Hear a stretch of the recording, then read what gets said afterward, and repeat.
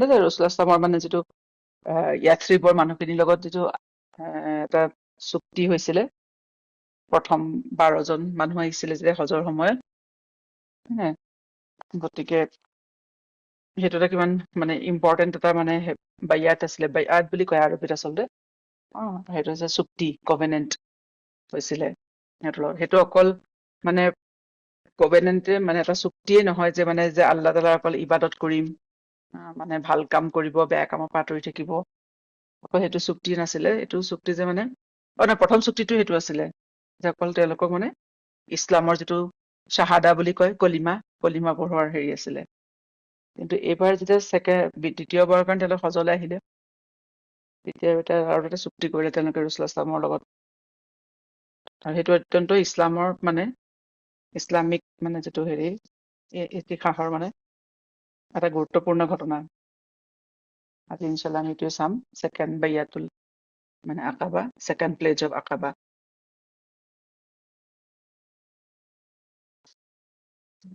অকমান 1 মিনিট মই ৰৈ লৈছো। মাতটো ঠিকে ঠিকে আহি আছে ন? একদম ক্লিয়াৰ। ঠিকে আছে না? ঠিক আছে।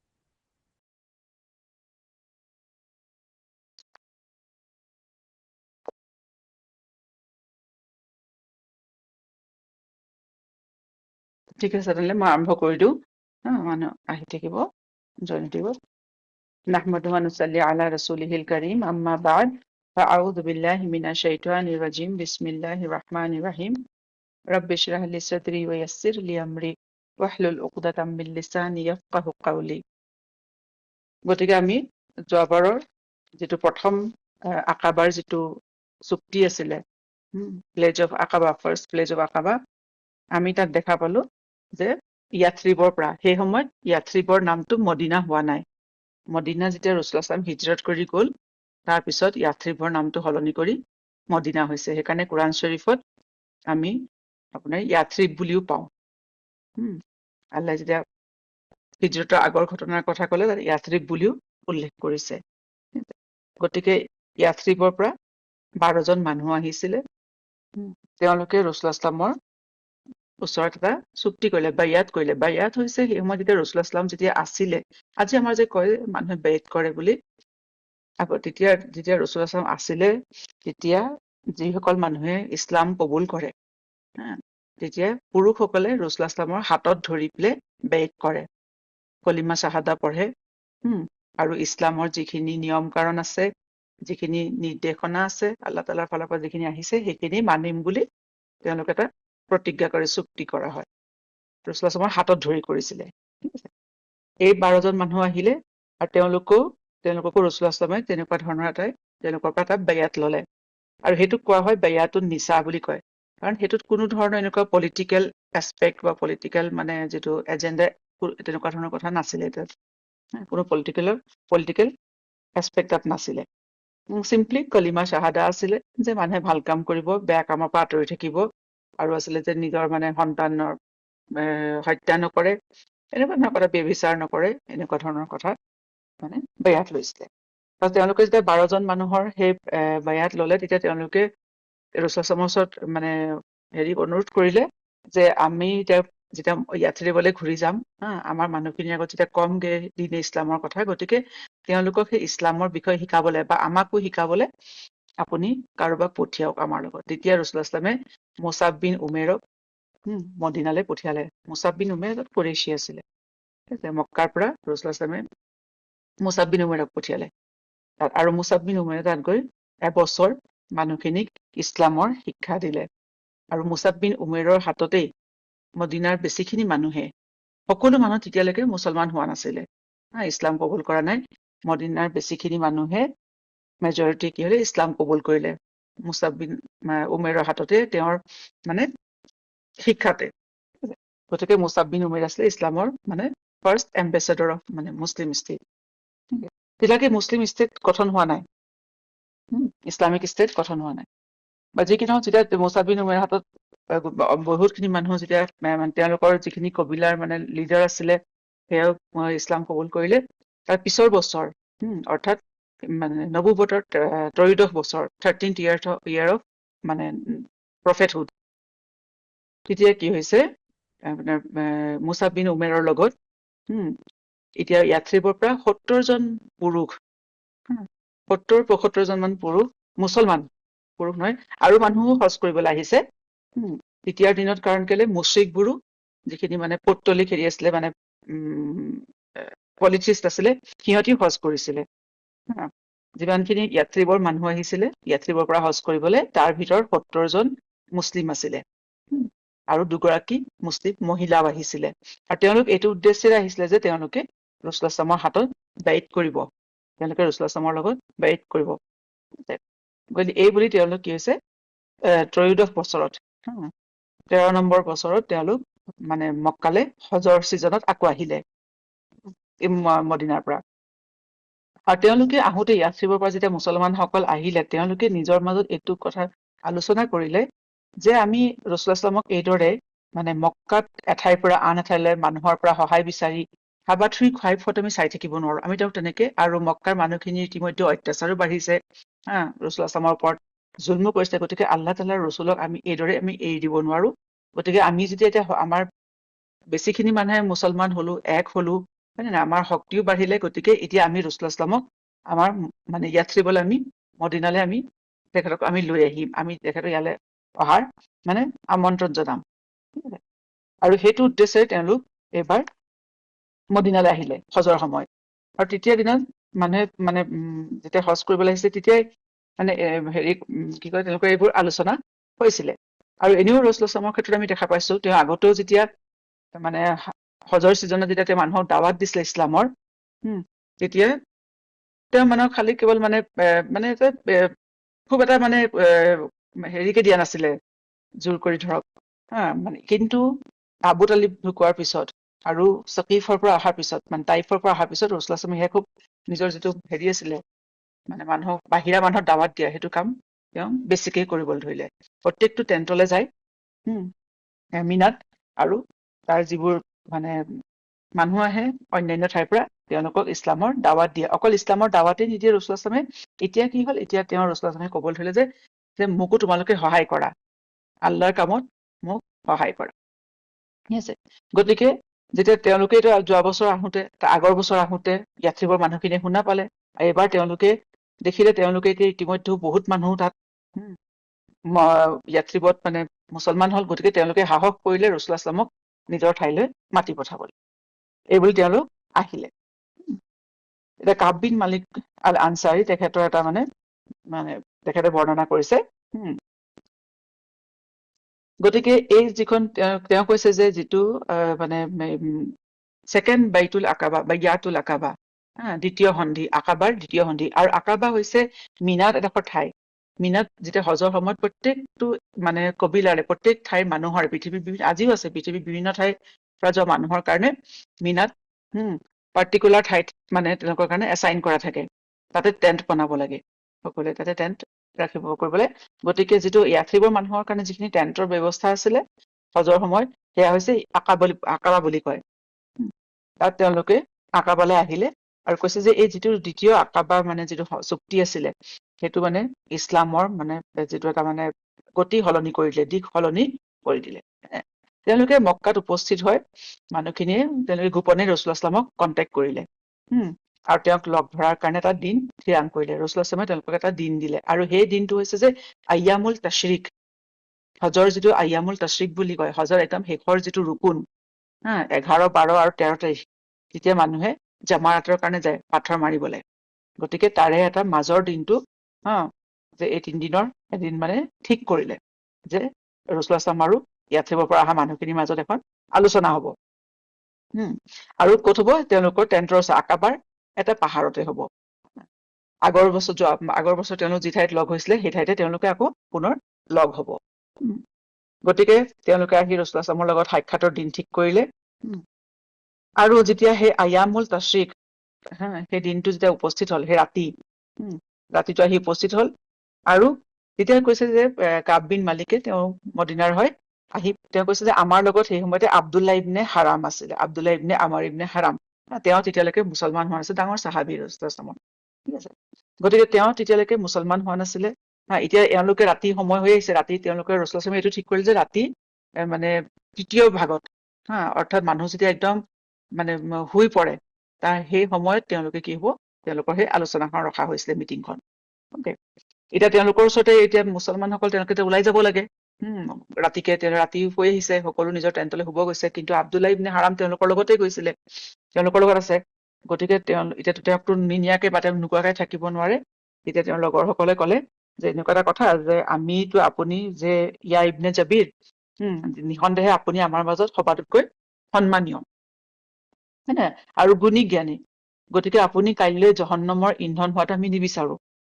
তাৰপিছত তেওঁলোকে এইদৰে কৈ তেওঁলোকে মানে আব্দুল্লাহ ইবনে হাৰামক ইছলামৰ দাৱাত দিলে, আৰু তাৰপিছত কলে যে আমি এনেকে আহিছো এইদৰে ৰাছূলুল্লাহ সাল্লাল্লাহু আলাইহি ওয়াসাল্লামক লগ ধৰাৰ নিয়তেৰে, আৰু তেওঁক মানে আমি মদিনালৈ আমন্ত্ৰণ জনাম। ঠিক আছে, গতিকে তেওঁ তাৰপিছতে কৈছে যে কাব বিন মালিকে যে তেতিয়া আব্দুল্লাহ ইবনে হাৰামেও লগে লগে ইছলাম কবুল কৰিলে, আৰু আকাবাৰ মিটিংখনতো তেওঁ আমাৰ লগতে যোগদান কৰিলে, আৰু তেওঁ আমাৰ মুখ্য প্ৰতিনিধি আছিলে আব্দুল্লাহ ইবনে হাৰাম। গতিকে আয়ামুল তাশ্ৰিক হৈছে হজৰ একেবাৰে শেষৰ মানে ৰুকুন, হয় নে নহয়? একটো মানুহ একদম হজৰ সকলো কাম শেষ হৈ আহিছে, মানুহ ভাগৰি থাকে। দ্বিতীয়তে তাৰ পিছদিনাখনৰ পৰাই মানুহ কি হৈছে, ঘৰা ঘৰি যোৱা আৰম্ভ হয়।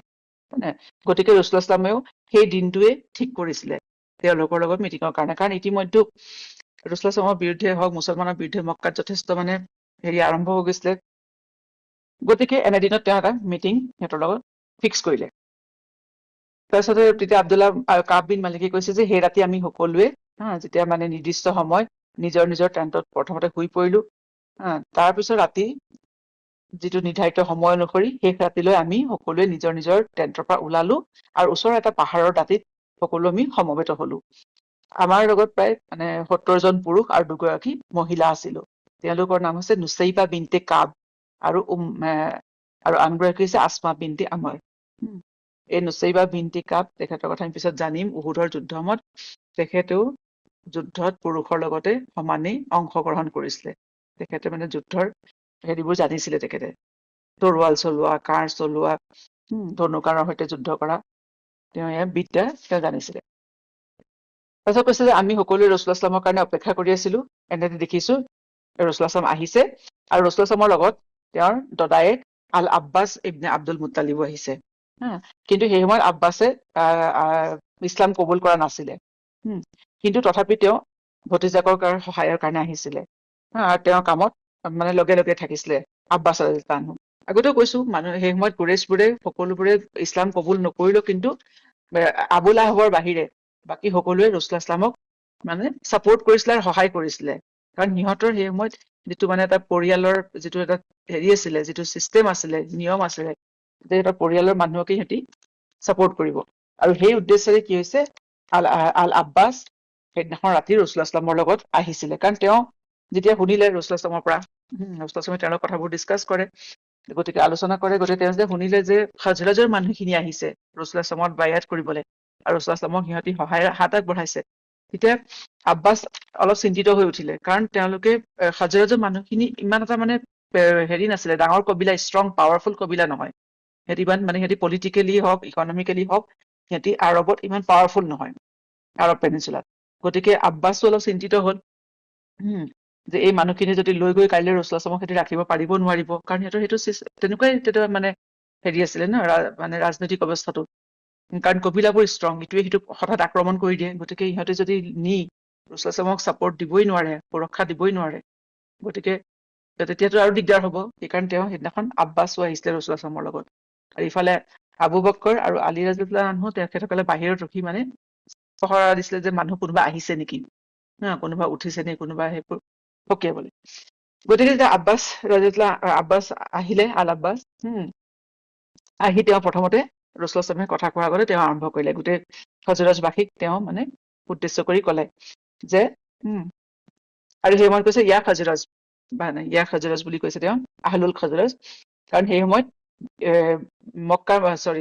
আৰব খিনিয়ে মদিনাৰ মানুহখিনি, তাত বহুত কবিলা আছিলে, আউচ আছিলে, খজৰাজ আছিলে, আৰু বিভিন্ন আছিলে, কিন্তু তেওঁলোকে গোটেইখিনি একেলগে মদিনাবাসী বুলি ক'লে তেওঁলোকে মানে খজৰাজ বুলিয়ে মাতিছিলে সকলোকে। গতিকে তেওঁ সিহঁতক উদ্দেশ্যে আৰম্ভ কৰিলে। তেতিয়া আল আব্বাছে কলে যে আপোনালোক সকলোৱে এইটো জানে যে মোহাম্মদ ছাল্লাল্লাহু আলাইহি ওয়াসাল্লামৰ মানে আমাৰ ওচৰত কি স্থান মানে, হয় নাই?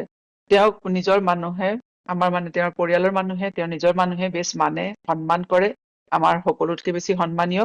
আল আব্বাছে কৈ আছে এইখিনি, হা। গতিকে তেওঁ মানে কিন্তু তেওঁ আপোনালোকৰ বাহিৰে কাৰো লগত আৰু মানে যাব খোজা নাই বা কাৰো লগতে যোগ দিব বিচৰা নাই।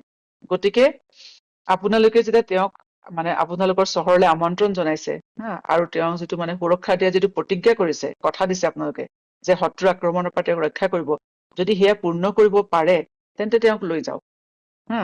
কিন্তু যদি আপোনালোকে পিছত ভয় খাই তেওঁক শত্ৰুৰ হাতত এৰি দিয়ে বা তেওঁক মানে বিট্ৰে কৰে, তেতিয়া তেওঁক লৈ যোৱাৰ পাছত, হা, অৰ্থাৎ তেওঁ যদি নোৱাৰিম বুলি ভাবিছে এই দায়িত্ব বহন কৰিবলৈ, তেন্তে এতিয়া আপোনালোকে এৰি দিয়ক, আমাৰ ওপৰত এৰি দিয়ক। কাৰণ ইতিমধ্যে তেওঁ আমাৰ মাজত যথেষ্ট সুৰক্ষিত অৱস্থাতে আছে, নিজৰ ঠাইত তেওঁ বেছ ভালেৰে আছে। গতিকে লৈ গৈ পেলাই পিছত আপোনালোকে দায়িত্ব পালন কৰিব নোৱাৰিব, তেতিয়া আৰু বেছি বিপদ হ'ব। গতিকে আপোনালোকে এতিয়া এৰি দিয়ক। গতিকে আল আব্বাছেও সেইটো চিন্তা কৰিছিলে, কাৰণ তেওঁলোকে পৰিয়ালৰ সেই সময় সেইটোৱে প্ৰথা আছিলে, তেওঁলোকৰ পৰিয়ালৰ মানুহে ইজনে সিজনক সহায় কৰে। গতিকে আব্বাছে এইখিনি কথা যেতিয়া কৈছে, তেওঁ মানে আচলতে সেই খাজৰাজৰ মানুহখিনিৰ ওপৰত বৰ এটা বেছি ভৰসা কৰা নাছিলে, কাৰণ সিহঁতে খুব ষ্ট্ৰং কবিলা নহয়, গতিকে সিহঁতে ৰাসূলুল্লাহ সাল্লাল্লাহু সুৰক্ষা দিব পাৰিব নোৱাৰিব। আৰু আল আব্বাছৰ সময়ত যিটো পলিটিকেল চিটুৱেশ্যন হৈছিলে, ৰাজনৈতিক পৰিস্থিতি, তাৰ ভিতৰত তেওঁ গম পাইছে যে আৰববোৰে এতিয়া যদি ৰাসূলুল্লাহ সাল্লাল্লাহু তালৈ গ'লে, বাকী আৰব কবিলাবোৰ যিবোৰে ইতিমধ্যে মানা নাই এতিয়ালৈকে, সিহঁতিও মানে হেৰি হৈ উঠিব, জাঙুৰ খাই উঠিব, সিহঁতিও আক্ৰমণ কৰিবলৈ চেষ্টা কৰিব, হয় নাই? গতিকে এইকাৰণে তেওঁ এইদৰে খাজৰাজক কৈছিলে। আৰু তাৰপিছত তেওঁ ৰাসূলুল্লাহ সাল্লাল্লাহু ফালেও বাৰে বাৰে মানে ৰাসূলুল্লাহ সাল্লাল্লাহু নিজৰ কথা শেষ কৰি ৰাসূলুল্লাহ সাল্লাল্লাহু মানে কৈ আছে যে মানে পাৰিব জানো, তুমি যাবা জানো ইহঁতৰ ওচৰলে? গতিকে এইদৰে কোৱাৰ পিছতে, তেতিয়া কাব বিন মালিকে ক'লে যে আমি তেওঁ উঠিলে, আব্বাছৰ কথা যেতিয়া শেষ হ'ল, তেতিয়া কাব বিন মালিকে ক'লে যে আমি আপোনাৰ সকলোবোৰ কথা শুনিলো, হয় নে নহয়? আমি সকলো বুজিছো। এতিয়া আমি ৰাসূলুল্লাহ সাল্লাল্লাহু পৰা আশা কৰো, মানে ৰাসূলুল্লাহ সাল্লাল্লাহু ফালে চাই ক'লে যে ইয়া ৰাসূলুল্লাহ, এতিয়া আমি আপোনাৰ পৰা উত্তৰ বিচাৰো, আপুনি কি বিচাৰে, আপুনি কওক আমাক, হয় নাই? আমি আপোনাৰ মত জানিব বিচাৰিছো। গতিকে আপুনি আমাৰ পৰা, আৰু আপোনাৰ ৰবৰ সম্বন্ধে আৰু আপোনাৰ সম্বন্ধে যি প্ৰতিজ্ঞাই ল'ব খোজে, যি চুক্তি কৰিব খোজে, আমি সেই চুক্তি কৰিবলৈ আমি ৰাজি আছো। তেতিয়া কাব বিন মালিকৰ কথা শুনি তেওঁ ইমান মানে কনফিডেন্স, আত্মবিশ্বাসেৰে পূৰ কথা, কাৰণ তেওঁলোকে নিজে ইতিমধ্যে তেওঁলোকে সংকল্পবদ্ধ হৈ আহিছে যে তেওঁলোকে ৰাসূলুল্লাহ সাল্লাল্লাহু লৈ যাবই, আৰু এইটো গধুৰ দায়িত্ব তেওঁলোকে বহন কৰিবলৈ তেওঁলোক ৰাজি আছে। তেওঁলোকে জানেও এইটো ৰাসূলুল্লাহ সাল্লাল্লাহু লৈ যোৱা মানে তেওঁলোকৰ মানে ভৱিষ্যতে তেওঁলোকৰ কি কি পৰিস্থিতিৰ মানে সন্মুখীন হ'ব লাগিব তেওঁলোক, গতিকে সেই বিষয়ে তেওঁলোক সম্পূৰ্ণ অৱগত আছিলে। তাৰ পিছতো তেওঁলোকে ৰাসূলুল্লাহ সাল্লাল্লাহু তালৈ আমন্ত্ৰণ, সেইকাৰণে কাব বিন মালিকে কয় যে ইয়া ৰাসূলুল্লাহ, আপুনি কি ক'ব বিচাৰে, আপোনাৰ মত আমি জানিবলৈ বিচাৰো। তো এইখিনি শুনাৰ পিছত এইদৰে কোৱাৰ পিছত ৰাসূলুল্লাহ সাল্লাল্লাহু তেওঁ উঠিলে, তেওঁ ক'বলৈ আৰম্ভ কৰিলে। ৰাসূলুল্লাহ সাল্লাল্লাহু প্ৰথমে ৰাসূলুল্লাহ সাল্লাল্লাহু সদায় যেতিয়াই যিকোনো মানুহক কথা হেৰি ক'লে, তেতিয়া তেওঁ প্ৰথমতে কোৰআনৰ আয়াত তিলাৱত কৰে। ৰাসূলুল্লাহ সাল্লাল্লাহু তেতিয়া কোৰআনৰ আয়াত তিলাৱত কৰিলে, মানুহক আল্লাহৰ ৰাস্তালৈ আমন্ত্ৰণ জনালে, দাৱাত জনালে, মানুহক ইছলাম কবুল কৰিবলৈ মানে ক'লে, দাৱাত কৰিলে। তাৰপিছতে ৰাসূলুল্লাহ সাল্লাল্লাহু নিজৰ কথা ৰাখিলে, আৰু তাৰপিছত ৰাসূলুল্লাহ সাল্লাল্লাহু ক'লে যে মই তোমালোকক এইটো বায়াত দিলো যে তোমালোকে মোক সুৰক্ষা প্ৰদান কৰিবা, যিদৰে তোমালোকে নিজৰ ঘৰৰ মানুহক, নিজৰ পৰিয়ালৰ সুৰক্ষা দিয়া, সেইদৰে সুৰক্ষা প্ৰদান কৰিব লাগিব। অৰ্থাৎ যদি ৰাসূলুল্লাহ সাল্লাল্লাহু বাহিৰৰ পৰা কিবা এটেক কৰে, মুছলমানৰ যদি এটেক কৰে, তেতিয়া খাজৰাজবাসীয়ে, মদিনাবাসীয়ে তাৰ মানে সেইটো ডিফেণ্ড কৰিব লাগিব। তাৰপিছতে আৰু বাকী কেইটা তাৰ যিটো মানে বায়াতুৰ যিখিনি মানে এই চুক্তিখনৰ যিখিনি মানে হেৰি আছিলে, আৰ্টিকেল আছিলে, সেয়া হৈছে যে ৰাসূলুল্লাহ সাল্লাল্লাহু কৈছে যে সকলো সময়তে, ভাল সময়তে হওক, ডিফিকাল্টি হওক বা ইজ হওক, সকলো সময়তে ৰাসূলুল্লাহ সাল্লাল্লাহু কথা মানিবলৈ, আল্লাহ ৰাসূলৰ কথা সকলো সময়তে মানিবই লাগিব, এইটো মুছলমানৰ প্ৰথম ডিউটি, হয় নহয়? তাৰপিছতে মানে খৰচ কৰিব লাগিব, যে ভাল দিনতো বা অভাৱৰ দিনতো সকলো সময়তে খৰচ কৰিব লাগিব। তাৰপিছত কৈছে খেৰৰ মানে মানুহক হুকুম দিয়া আৰু মানুহক বেয়াৰ পৰা ৰখোৱা, যিটো আমাৰ বিল মাৰুফ নাহি আনিল মুনকাৰ বুলি কয়। আৰু কৈছে যে আল্লাহৰ ৰাস্তাত, আল্লাহৰ কাম কৰোতে কাৰো মানে প্ৰতি মানে কাকোৱে ভয় কৰিব নোৱাৰিব, অৰ্থাৎ আল্লাহৰ লগত কাকো মানুহে চিট কৰিব নোৱাৰিব। আৰু যেতিয়া কৈছে যে বাহিৰা আক্ৰমণ হ'ব, তেতিয়া ইহঁতি সকলোৱে ৰাছুল ইছলামক মানে সুৰক্ষা প্ৰদান কৰিব লাগিব। ঠিক আছে, এইদৰে ৰাছুল ইছলামে সিহঁতৰ পৰা মানে প্ৰথম চুক্তিটো ললে। তাৰপিছতে ৰাছুল ইছলামে কৈছে যে যদি সিহঁতে এইখিনি মানে চৰ্ত পালন কৰে চুক্তিৰ, তেনেহলে সিহঁতৰ কাৰণে আল্লাহ তাআলাই জান্নাত তৈয়াৰ কৰি থৈছে। ঠিক আছে, গতিকে এইটো হৈছে তেওঁলোকৰ মানে চুক্তি। গতিকে এই চুক্তিখন যিখন হৈছে যে তেওঁলোকে সকলো সময়তে ৰাছুল ইছলামক সহায় কৰিব আৰু সুৰক্ষা প্ৰদান কৰিব। গতিকে এইটো এটা খালি কেৱল মুখেৰে কোৱা চুক্তি নাছিলে। আৰু এই প্ৰথম যেতিয়া হ'ল ৰাছুল ইছলামে যেতিয়া ক'লে, তেতিয়া সকলোৱে তাত উপস্থিত সকলোৱে এইটো মানে সৰ্বসন্মতিক্ৰমে মানে সমৰ্থন কৰিলে, আৰু তেওঁলোকে ৰাছুল ইছলামক বায়াত দিবলৈ প্ৰস্তুত হ'ল, প্ৰতিশ্ৰুতি দিবলৈ তেওঁলোক প্ৰস্তুত হ'ল। তেতিয়া তেওঁলোকে ক'লে যে আল্লাহ তাআলাৰ শপত যে যিজনে আপোনাক হকৰ সৈতে পঠিয়াইছে, আমি আপোনাক সকলো ফালৰ পৰা সহায় আৰু সুৰক্ষা প্ৰদান কৰিম, যিদৰে আমি আমাৰ পৰিয়ালৰ কৰো। গতিকে আমাৰ পৰা আপুনি এতিয়া প্ৰতিশ্ৰুতি লওক ইয়া ৰাছূলুল্লাহ, আমি মানে আপোনাক মানে সুৰক্ষা প্ৰদান কৰিবলৈ আমি কোনো ভয় নকৰো, কাৰণ আমি যোদ্ধা জাতি হয়। আমি অস্ত্ৰৰ সৈতে আমি মানে যুদ্ধ কৰিব জানো। গতিকে আমি এই সাহস আৰু এই মানে স্কিল মানে আমাৰ পূৰ্বপুৰুষৰ পৰা পাইছো।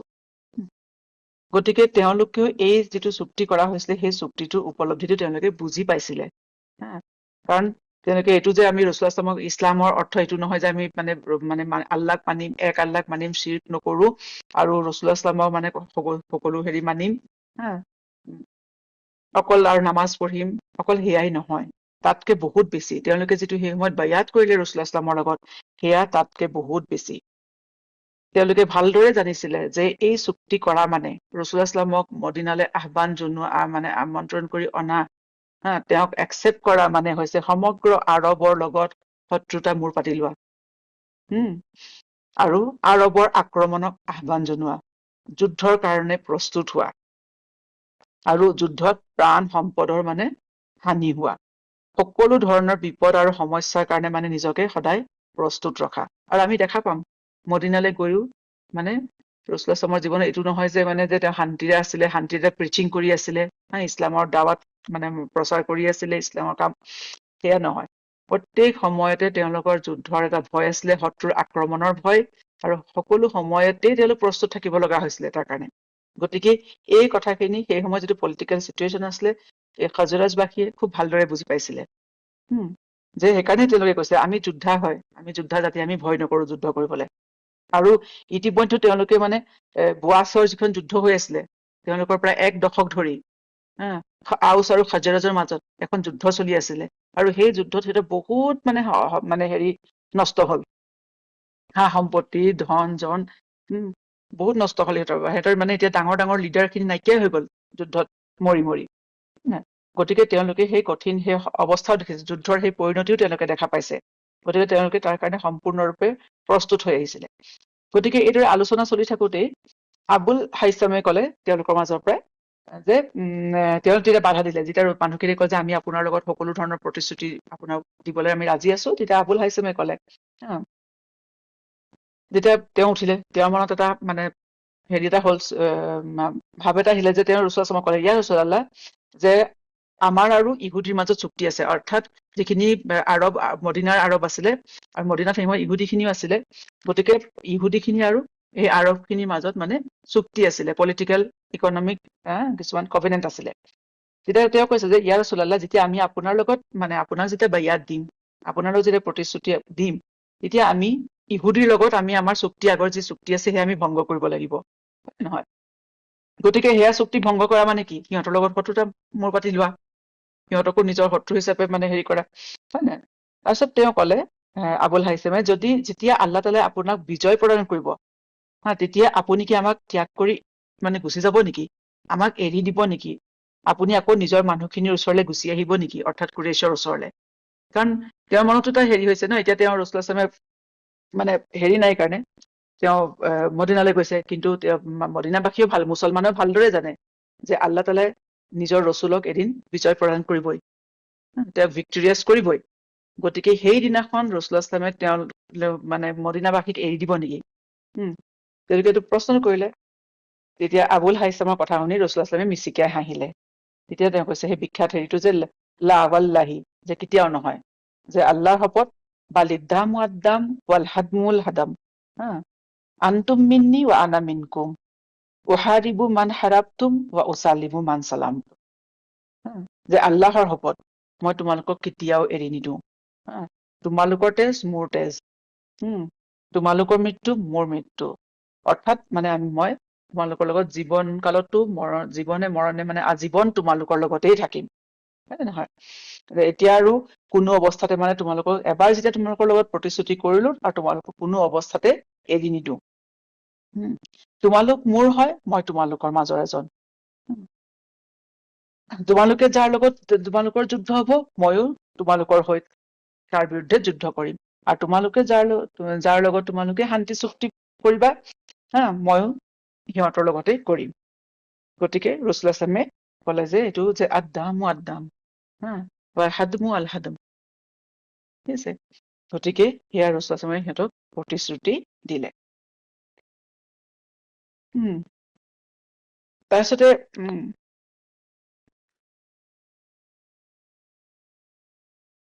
তাৰপিছত আকৌ আল আব্বাছে মাত মাতিলে যে আপোনালোকে গম পাইছেনে, আপোনালোকে যিখন মানে চুক্তি কৰিবলৈ গৈ আছে তেওঁৰ লগত, যে আপোনালোকৰ কিমান মানে তাত অনিষ্ট হব, কিমান বিপদ আহিব আপোনালোকৰ ওচৰলৈ, হয় নে নহয়? বিভিন্ন মানুহৰ লগত যুদ্ধ কৰিব লাগিব, হয় নে? গতিকে আপোনালোকে যি সিদ্ধান্ত লৈছে, গতিকে আপোনালোকে এতিয়াই ভালদৰে চিন্তা কৰি লওক। যদি আপোনালোকে এই বিষয়ে ভয় কৰিছে, মনত যদি কোনো ভয় আছে বা সংশয় আছে, যদি নোৱাৰিম বুলি ভাবিছে, তেনেহলে এতিয়াই মানে আপোনালোকে এৰি দিয়ক, তেওঁক লৈ যাব নালাগে, কাৰণ তেওঁ এতিয়া বৰ্তমান আমাৰ লগত ভালদৰে আছে, হয় নে? তেওঁ সেইকাৰণে বাৰে বাৰে মানে হেৰিটো কৈ আছে, হয়। তাৰ মাজত এতিয়া এজনে আকৌ আনচাৰী এজনে উঠিলে, তেওঁ কলে যে যদি আপোনালোকে মানে নহয়, আমি মানে তেনেদৰে ভবা নাই, আমি পাৰিম, কিন্তু যদি মানে তেওঁ আকৌ আনচাৰীজনেও কলে নিজৰ মানুহখিনিক যে আপোনালোকে যদি সঁচাকেই ভাবিছে, ভয় কৰিছে যে এই বিপদৰ আমি সন্মুখীন হব নোৱাৰিম, গতিকে এতিয়াই এৰি দিয়ক। কিন্তু তাৰপিছত আকৌ কলে, যদি আপোনালোকে ভাবে যে আপোনালোকে মানে আমাৰ মানুহ মানে বহুতখিনি মানুহ এৰিব পাব, যুদ্ধৰ কাৰণে আমি সাজু হব লাগিব, হয় নে নহয়? কিন্তু তাৰ পাছতো আমি আমাৰ চুক্তি ৰক্ষা কৰিম, যিটো চুক্তি কৰিম সকলো অৱস্থাত ৰক্ষা কৰিম, এইটো এটা গধুৰ দায়িত্ব বহন কৰিবলৈ আমি মানে ৰাজি আছো। তেতিয়াহলে কৈছে যে আপোনালোক আগবাঢ়ি আহক, আৰু আল্লাহৰ শপত যে আমি এইদৰে কৰিলে আমাৰ দুনিয়া আৰু আখিৰাতৰ আমাৰ কাৰণে সকলো খেৰ আছে। কাৰণ দুনিয়াততো মানুহৰ বিপদ আহিবই না, যে মানে সমস্যাটো সদায় আহিব। গতিকে এইটোতো সমস্যালৈ আমি ভয় খাই ৰাছূলুল্লাহ সাল্লাল্লাহু আলাইহি ওয়াসাল্লামক আজি আমি যদি ছাপোৰ্ট নকৰো, তেন্তে আমাৰ দুনিয়াৰ আখিৰাত আমাৰ দুইটাই বৰবাদ হব। তেতিয়া তাৰ মাজতে এজনে শুনিলে, তেওঁ তেতিয়া কলে যে আমি ইতিমধ্যে যুদ্ধৰ ভয়াৱহতা দেখিছো, তাৰ পৰিণতিও আমি পাইছো, তাৰ বিনাশকাৰী যিটো ফল আমি ভুগি আছো, নিজৰ সম্পদো হেৰুৱাইছো, মানুহো হেৰুৱাইছো, তথাপিও আমি মদিনাৰ পৰা এই প্ৰতিশ্ৰুতি দিবলৈকে আহিছো। ইমানখিনি জানি বুজিও আমি মদিনাৰ পৰা এই প্ৰতিশ্ৰুতি দিবলৈ আহিছো। আৰু এইদৰে তেওঁলোকে কি কৈছে, তেতিয়া কলে যে আমি ৰাছূলুল্লাহ সাল্লাল্লাহু আলাইহি ওয়াসাল্লামক মানে আমাৰ বায়াত আমি দিম। আৰু এই কথা শুনি ৰাছূলুল্লাহ সাল্লাল্লাহু আলাইহি ওয়াসাল্লামে কলে যে জন্নত তোমালোকৰ কাৰণেই ৰখা হৈছে। তেওঁলোকৰ এই সকলোবোৰ চেক্ৰিফাইচ, সকলোবোৰ ত্যাগৰ বিনিময়ত আল্লাহ তাআলাই তেওঁলোকক কি দিব? জন্নত দিব। গতিকে জন্নত মানুহৰ আচলতে ইমান সহজ বস্তু নহয়, হয় নে নহয়? আল্লাহ তাআলাই এইটো কৈছে যে জন্নতখন মই সৃষ্টি কৰিছো, আৰু সেইখনক মানে চাৰিওফালৰ পৰা মানুহৰ কষ্ট, দুখ কষ্ট মানে পৰিশ্ৰমৰ দ্বাৰা মানে তাক আগুৰি ৰাখিছে। গতিকে জন্নত মানুহে মুখৰ কথাৰে জন্নত নাপায়। গতিকে তেতিয়া আছাদ বিন জুৰাৰা, যিজন প্ৰথম যে আহিছিলে, যাৰ ঘৰত থাকি মুছাব বিন উমেৰে মানে ইছলামৰ দাৱাত দিছিলে মদিনাত, তেওঁ প্ৰথম উঠিলে। তেওঁ কলে যে ইয়াথৰিববাসী আমি অত দূৰ অতিক্ৰম কৰি এই কাৰণে অহা নাই যে আমি মানে এইটো কথা বিশ্বাস কৰো যে এই মানুহজন, অৰ্থাৎ এই ব্যক্তিজন ৰাছূলুল্লাহ সাল্লাল্লাহু আলাইহি ওয়াসাল্লামৰ কথা কৈছে, আল্লাহৰ ৰসুল হয়, আৰু তেওঁক আমি মানে তেওঁৰ ওপৰত আমাৰ আস্থা আছে, তেওঁ ভালদৰে বুজিব পাৰিছো। গতিকে অকল এই কথাখিনি তেওঁৰ আগত প্ৰকাশ কৰিবৰ কাৰণে আমি ইমান দূৰ অহা নাই।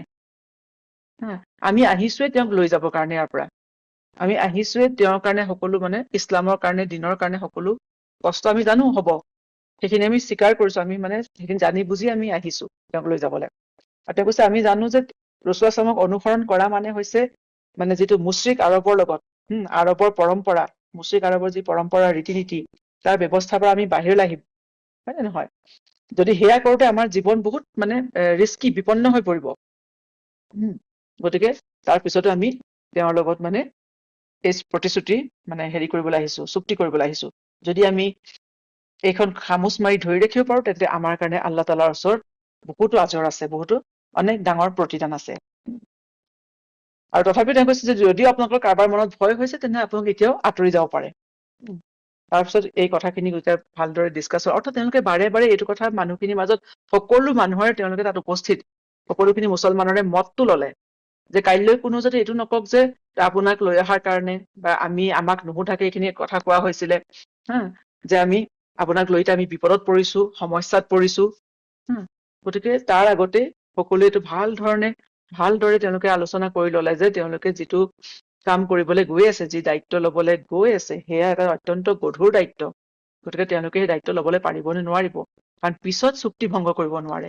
আৰু এটা কথা হৈছে, যিটো ইছলামতো আমি দেখা পাওঁ, যিটো চুক্তি ভংগ, কথা দি কথা নৰখাটো, সেয়া হৈছে মুনাফিকৰ কেৰেক্টাৰিষ্টিক্স, হিপক্ৰিটছৰ। সিহঁতি কথা দি কথা নৰখে। আৰু আমি জানো যে আমি সদস্যটো পাইছো, যিটো জহন্নামৰ যিটো আটাইতকৈ বেছি মানে ভয়াৱহ যিটো মানে শাস্তি, কঠোৰ শাস্তি, সেয়া মুনাফিকৰ কাৰণে ৰখা হৈছে। অৰ্থাৎ কথা দি কথা নৰখা মানুহ, এইটোতো ডাঙৰ গুনাহ। সেইকাৰণে তেওঁলোকে বাৰে বাৰে এই কথাটো মানুহখিনিৰ পৰা পুৰা সম্পূৰ্ণ মতটো লৈ ললে যে কাইলৈ গৈ যাতে মানুহেটো দোষাৰোপ কৰিব নোৱাৰে। ঠিক আছে। তাৰ পিছত প্ৰত্যেকেই উঠি আহি প্ৰথমে আছাদ ইবনে জুৰাৰাই কৰিলে, মুছাব বিন উমেৰক তেওঁ লৈ আহি তেওঁলোকে ৰাছূলুল্লাহৰ হাতত ধৰি তেওঁলোকে এজন এজনকে প্ৰত্যেকজন মানুহে ৰাছূলুল্লাহৰ হাতত বাইত কৰিলে। প্ৰথমতে তেওঁলোকে সেয়া একে যে আল্লাহৰ লগত কাকো শ্ৰিক নকৰে, আৰু দ্বিতীয়তে তেওঁলোকে ৰাছূলুল্লাহক সুৰক্ষা প্ৰদান, এই দুইটা কথাৰ তেওঁলোকে ৰাছূলুল্লাহৰ হাতত ধৰি বাইত কৰিলে। আৰু ইয়াৰ প্ৰত্যুত্তৰতো ৰাছূলুল্লাহে তেওঁলোকক সকলোকে জান্নাতৰ সুখবৰ দিলে। আৰু পুৰুষসকলৰ বাইত হৈ যোৱাৰ পিছত তেতিয়া তাৰ মাজত এজনে ক'লে যে ইয়া ৰাছূলুল্লাহ, আমাৰ লগত দুগৰাকী মহিলাও আহিছে। গতিকে তেওঁলোকেও এই একেটাই বাইয়াত দিব খুজিছে আপোনাৰ ওচৰত। তেতিয়া ৰাছূলুল্লাহে তেওঁলোকৰ পৰাও সেই বাইয়াত ললে আৰু ক'লে যে এই বাইয়াত মানে একে পলিটিকেল কণ্ডিশ্যন তাতো থাকিব। সেই একেটাই বাইয়াত যিটো পুৰুষসকলে দিলে, এই দুগৰাকী মহিলাও সেই একেটাই বাইয়াত দিলে। কিন্তু তেওঁলোকৰ যিটো বাইয়াত হৈছিলে, সেয়া হৈছে ৰাছূলুল্লাহে মৌখিকভাৱে ললে। নবী সাল্লাল্লাহু আলাইহি ওয়াসাল্লামে কেতিয়াও যিটো গায়ৰ মেহৰাম বুলি কয়, নন ৰিলেটিভ, তেওঁৰ ৰিলেটিভ নহয়, তেনেকুৱা মহিলাৰ লগত তেওঁ কেতিয়াও হাতত ধৰা নাছিলে।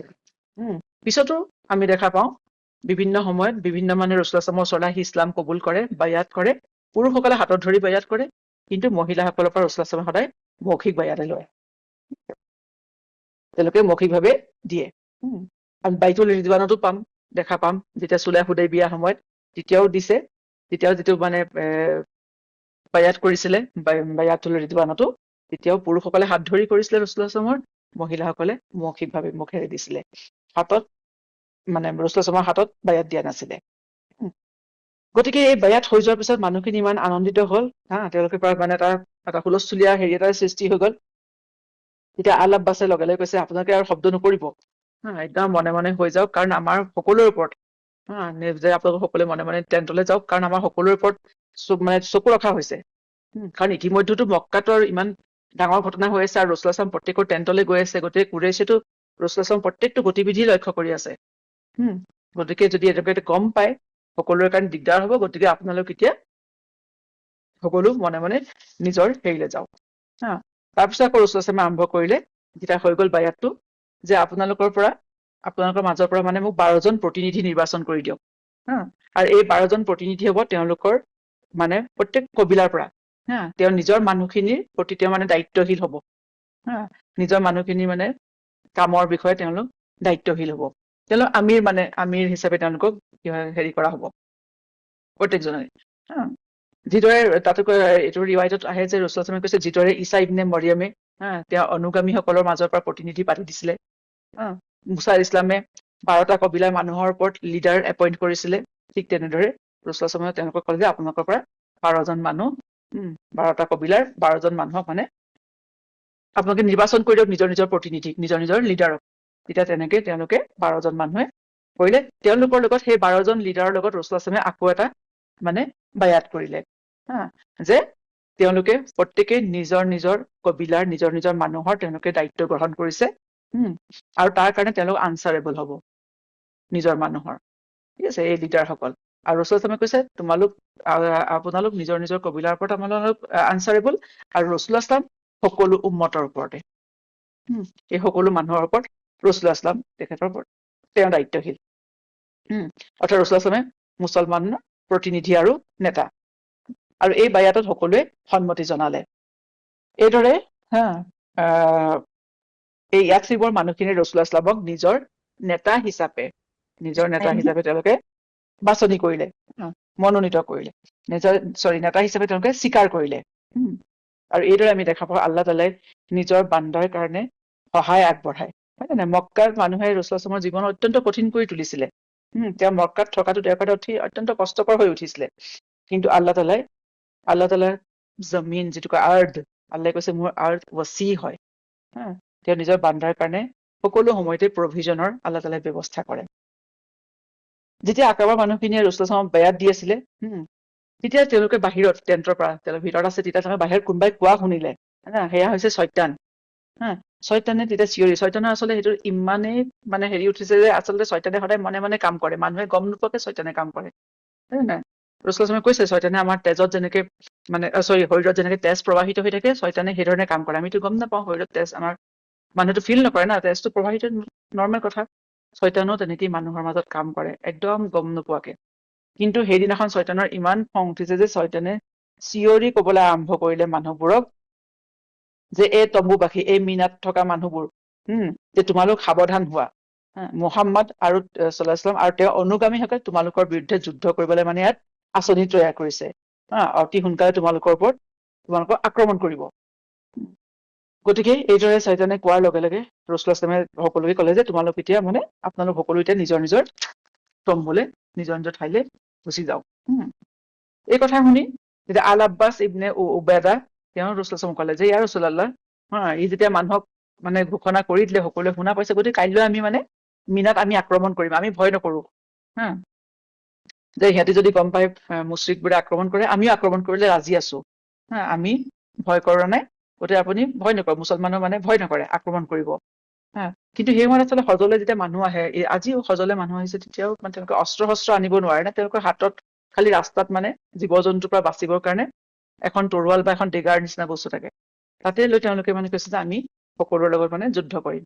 কিন্তু এতিয়া ৰাসূলুল্লাহ সাল্লাল্লাহু আলাইহি ওয়াসাল্লামে তেওঁলোকক ক্ষান্ত কৰিলে যে লাম মাৰু বিজালিক, যে মোক এই বিষয়ে আমাক আল্লাহ তাআলাই নিৰ্দেশ দিয়া নাই কাৰো ওপৰত আক্ৰমণ কৰিবলৈ বিনা কাৰণত। কৈছে খালি তোমালোক এতিয়া নিজৰ নিজৰ টেণ্টলৈ যোৱা, সকলো নিজৰ নিজৰ ঠাইলৈ যোৱা। আৰু তাৰপিছত সকলো নিজৰ টেণ্টলৈ গ'ল। গতিকে ক'তো ইছলামে কেতিয়াও ধৰক এই হিংসা বা আক্ৰমণৰ বা উগ্ৰবাদৰ কোনো ক্ষেত্ৰতে এনকাৰেজ নকৰে, হয় নহয়? তাৰপিছত ৰাতিপুৱা যেতিয়া কুৰেশ্বৰ মানুহবোৰ আহিছে, তেওঁলোকে যে গম পাইছে, ৰাতিপুৱা খবৰটো ঘুনুক ঘানাকে ওলাইছে, আৰু এই মদিনাৰ যিখিনি হাজী আছে, মদিনাৰ বাসীৰ ওচৰলৈ আহি সোধ পোছ কৰিবলৈ আৰম্ভ কৰিছে কুৰেশ্বৰ মানুহবোৰে, কুৰেশ্বৰ লিডাৰ খিনিয়ে, যে ইতিমধ্যে সিহঁতে চুক্তিৰ কথা গম পাইছে, আৰু সিহঁতেতো প্ৰত্যেক মানুহৰ গতিবিধি লক্ষ্য কৰি আছে মদিনাবাসীৰ। গতিকে সিহঁতিটো বুজি পাইছে যে ইয়াৰ পৰিণতি কি হব। যদি ৰাসূলুল্লাহ সাল্লাল্লাহু আলাইহি ওয়াসাল্লাম গুচি যায় সিহঁতৰ লগত, সিহঁতে যদি ৰাসূলুল্লাহ সাল্লাল্লাহু আলাইহি ওয়াসাল্লামক লৈ যায়, গতিকে সিহঁতিও জানিছে যে সিহঁতৰ যিটো ট্ৰেড ৰুট আছে মক্কাৰ কুৰেশ্বৰ, হয় নে নহয়, সিহঁতৰ মদিনাৰ ওচৰেদি যায়, যিটো চিৰিয়ালে যিটো সিহঁতৰ ট্ৰেড ৰুট গৈছিলে, সেইটো মদিনাৰ ওচৰেদিয়ে যায়। আৰু দ্বিতীয়তে মদিনাবাসীৰ লগত কুৰেশ্বৰ কোনো শত্ৰুতা নাছিলে, সিহঁতৰ লগতো সিহঁতৰ শান্তি চুক্তি আছিলে। গতিকে যদি দেখিছে যে সিহঁতে যদি ৰাসূলুল্লাহ সাল্লাল্লাহু আলাইহি ওয়াসাল্লামক লৈ যায়, আৰু সিহঁতিতো ৰাসূলুল্লাহ সাল্লাল্লাহু আলাইহি ওয়াসাল্লামক কুৰেশ্ব কিন্তু শত্ৰু, গতিকে মদিনাবাসী কুৰেশ্বৰ শত্ৰু হৈ পৰিব। আৰু দ্বিতীয়তে সিহঁতৰ বিজনেছ যিটো আছিলে, ট্ৰেড ৰুট, সেইটোত আচৰ পৰিব। গতিকে সিহঁতৰ যিটো পলিটিকেল আৰু ইকনমিক হেৰি আছিলে চিষ্টেম, তাৰ ওপৰত কুৰেশ্বৰ পলিটিকেল আৰু ইকনমিক, ৰাজনৈতিক আৰু অৰ্থনৈতিক ব্যৱস্থাত ডাঙৰ আচৰ পৰিব, সেইটো কুৰেশ্বৰ খুব ভালদৰে বুজি পাইছিলে। আৰু সেইকাৰণে সিহঁতি পিছদিনাখন ৰাতিপুৱা গ'ল, যেতিয়া গম পাইছে, সিহঁতি লগে লগে গোটেই হেৰিলে কি কয় মদিনাবাসীৰ ওচৰলৈ গৈ প্ৰশ্ন কৰিবলৈ ধৰিছে যে তোমালোকে এনেকুৱা এনেকুৱা ধৰণৰ চুক্তি কৰিছা। কিন্তু তেতিয়া কি হৈছে, যিখিনি মুছলমান আছে তেওঁলোকে যোনে চুক্তি কৰিছে ৰাতি, তেওঁলোকে একদম মনে মনে আছে, না তেওঁলোকে হা কৈছে না কৈছে। কিন্তু যিখিনি পলিথিষ্ট আছিলে সিহঁতিতো গমেই নাপায় কি হল, সেইকাৰণে সিহঁতি আল্লাহৰ শপত খাই খাই কৈ আছে যে আমাৰ তেনেকুৱা কোনো ধৰণৰ আমি চুক্তি কৰা নাই, আমাৰ তেনেকুৱা মহম্মদ মানে ছাল্লাল্লাহু আলাইহি ওয়াসাল্লামৰ লগত আমাৰ কোনো ধৰণৰ চুক্তি হোৱা নাই। এইদৰে সিহঁতি খুব মানে যেতিয়া শপত খাই পেলাই কথা কৈছে তেতিয়া কুৰেশবোৰে মানি ললে, কিন্তু সিহঁতি তথাপি সিহঁতৰ মনত এটা সন্দেহ থাকি গ'ল, তাৰপিছত সিহঁতি গুচি গ'লগে। তাৰপিছতে ইতিমধ্যে মানুহবোৰো কি হৈছে ঘৰা ঘৰি যাবলৈ আৰম্ভ হৈছে, কাৰণ আয়ামুল তাশ্ৰিক আছিলে, এতিয়া শেষ আৰু হজৰ ৰুকুন শেষ হৈ গৈছে, গতিকে মানুহখিনিও খজৰজৰ মানুহখিনিও মানে তেওঁলোকো এতিয়া মদিনালৈ ৰাওনা হৈছে। কিন্তু ইতিমধ্যে মানে কুৰেশ্বৰ মনত যেতিয়া কুৰেশ্বৰ মানুহখিনিৰ মনত যেতিয়া মানে এটা সন্দেহৰ ভাৱ সোমালে, সিহঁতেও সোধা পোছা কৰিবলৈ আৰম্ভ কৰিলে। তাৰপিছত সিহঁতি মানে গম পালে যে এনেকুৱা এখন চুক্তি হৈছে। তেতিয়া সিহঁতি কনফাৰ্ম হল যে এনেকুৱা চুক্তি হৈছে, গতিকে সিহঁতি লগে লগে কি কৈছে একদম খজৰাজবাসী মানে বিচাৰি সিহঁতি ধৰিবলৈ মানে সিহঁতি মানুহ পঠিয়াই দিলে ধৰি আনিবলৈ। কিন্তু ইতিমধ্যে সিহঁতি মক্কাৰ সীমা পাৰ কৰি পেলাই গুচি গ'লগে, গতিকে সিহঁতক আৰু ধৰি আনিব নোৱাৰে, সিহঁতৰ ওপৰত আক্ৰমণ কৰিব নোৱাৰে এতিয়া। আৰু হজৰ সময়ত মানুহক আক্ৰমণ কৰিব নোৱাৰে। সেইটো মানে যিটো 4টা যে হুৰমতৰ মাহ আছে, সেই মাহত আক্ৰমণ নকৰে, সেইটো সিহঁতি তেতিয়াও মানে মানিছিলে। মুশ্ৰিক হৈ থকা অৱস্থাতো মক্কাত সেইটো প্ৰথা চলিছিলে আৰবত। গতিকে আক্ৰমণ কৰি সিহঁতি ধৰি আনিবলৈ মানুহ পঠিয়ালে, কিন্তু ইতিমধ্যে সিহঁতি আগবাঢ়ি গুচি গ'ল খজৰজৰ মানুহখিনি। তাৰপিছত খালি সিহঁতি একমাত্ৰ আব্দুল্লাহ ইবনে কোন কৈ আছে ৰ'বা এক মিনিট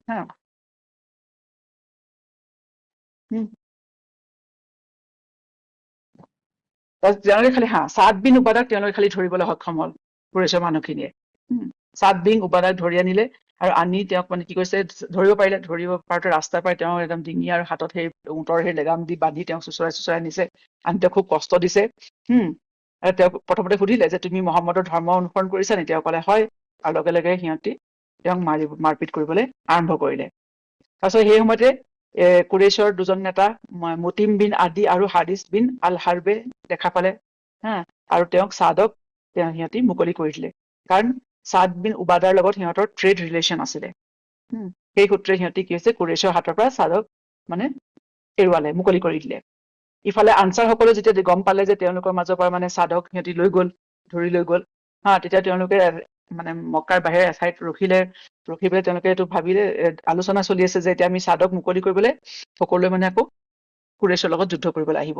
কিন্তু এনেতে তেওঁলোকে দেখিলে যে ছাদ আহি আছে।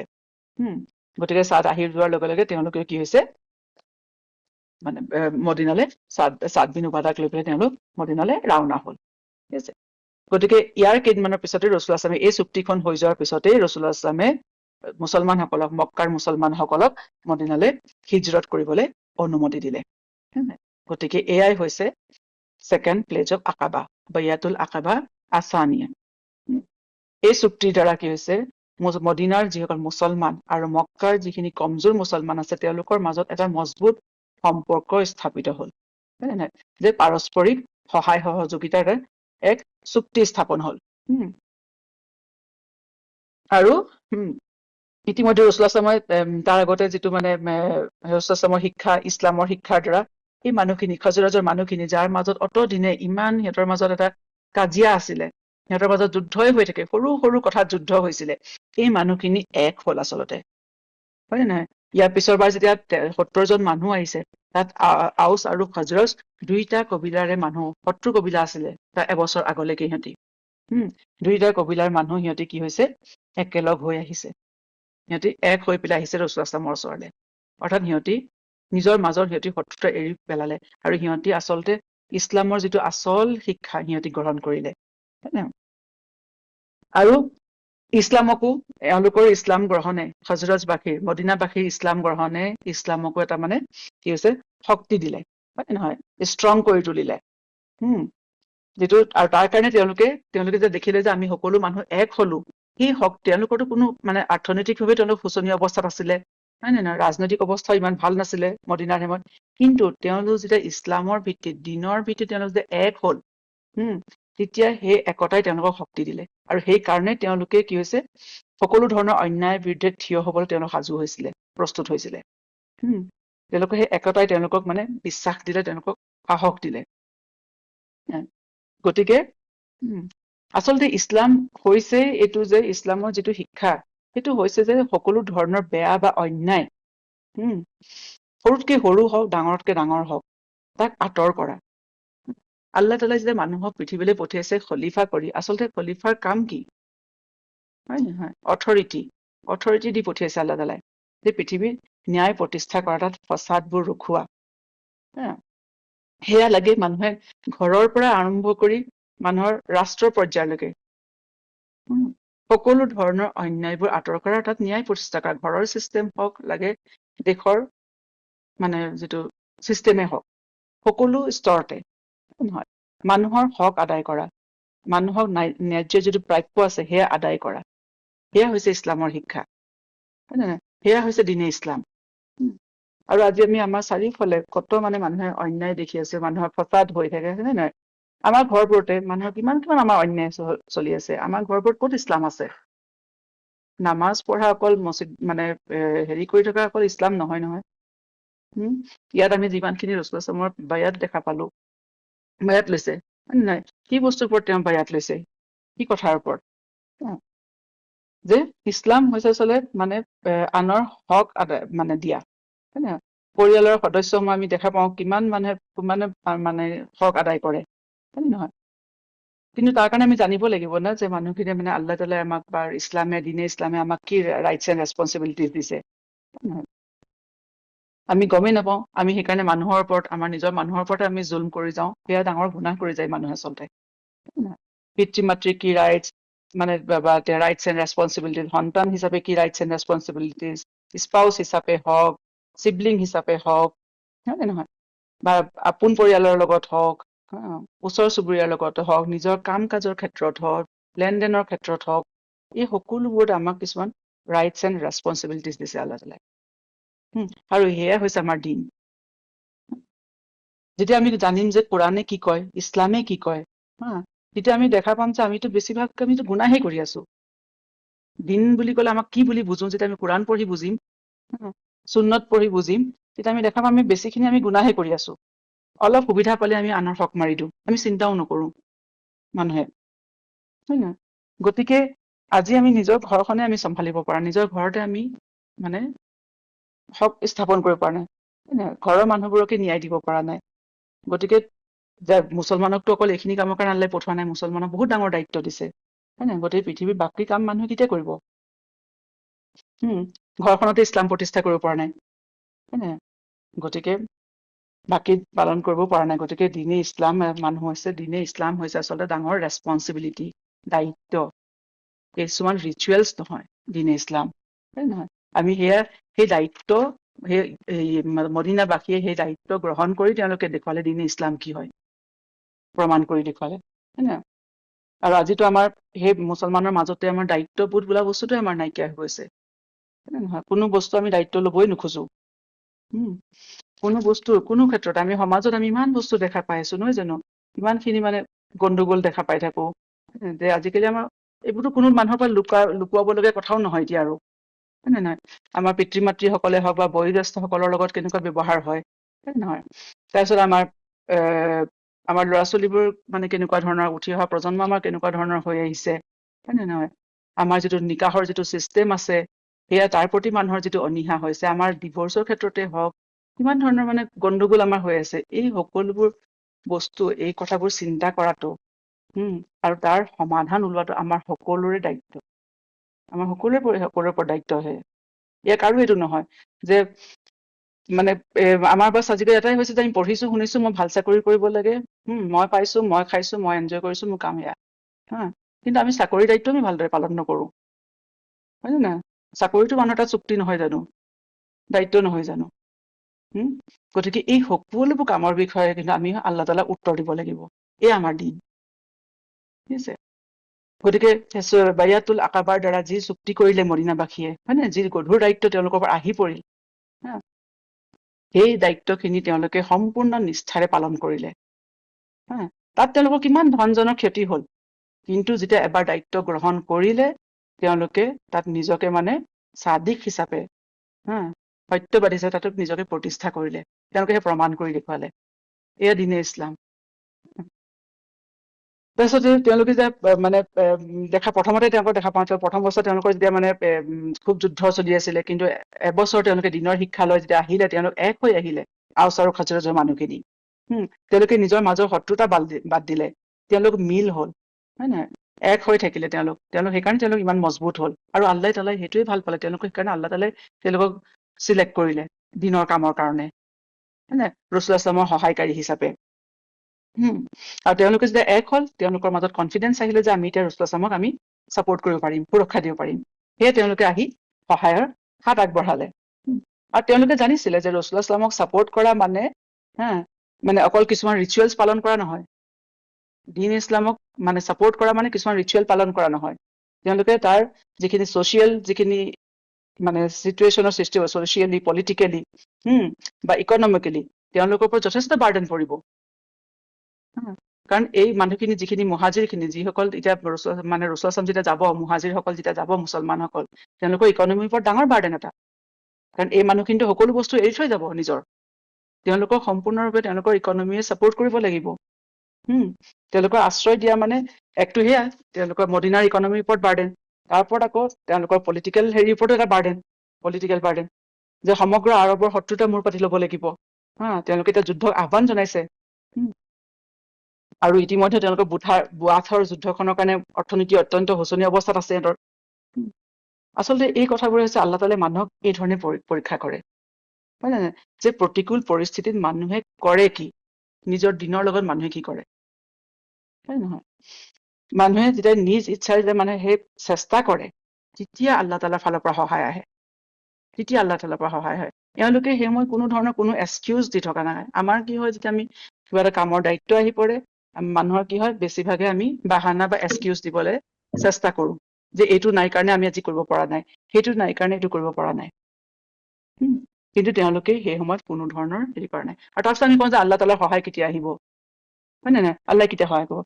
আল্লাহে কৈছে যেতিয়া মানুহে যেতিয়া চেষ্টা কৰে, আল্লাহৰ ওপৰত তাৱাক্কুল কৰি যেতিয়া মানুহে চেষ্টা কৰে, তেতিয়া আল্লাহৰ সহায় আহিবই। আৰু মানুহে চেষ্টা নকৰিলে আল্লাহে সহায় নকৰে। আৰু সেইকাৰণে আমি দেখা পাওঁ আনচাৰ সকলৰ কাৰণে ৰাছূলুল্লাহ সাল্লাল্লাহু আলাইহি ওয়াসাল্লামে কিমান দোৱা কৰিছে, হয় নে নহয়। আল্লাহ তাআলাই কোৰআনত আনচাৰ সকলৰ প্ৰশংসা কৰিছে। তেওঁলোকে দায়িত্ব গ্ৰহণ কৰিলে, তেওঁলোকে চেষ্টা কৰিলে, তেওঁলোকে কাম কৰিলে।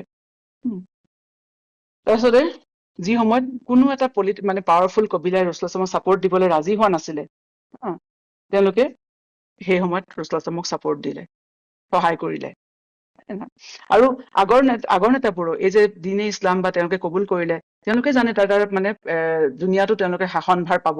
সেইকাৰণে আগৰ যিটো বনু কিন্দা আছিলে, তাৰ নেতাজনে সুধিলে যে আপুনি যদি, আমি আপোনাক সকলো ফালৰ পৰা সহায় কৰিম, ধনে জনে, হয় নে নহয়, আপোনাৰ কাৰণে আমি যুদ্ধ কৰিম, কিন্তু যেতিয়া আল্লাহ তাআলাই আপোনাক বিজয় দিব, তেতিয়া আমি পিছত আপোনাৰ মানে আমি উত্তৰাধিকাৰী হ'ম নে নহম, অৰ্থাৎ সেই শাসনভাৰ আপুনি আমালৈ দিব, ট্ৰান্সফাৰ কৰি দিব নিদিয়ে আপোনাৰ পিছত।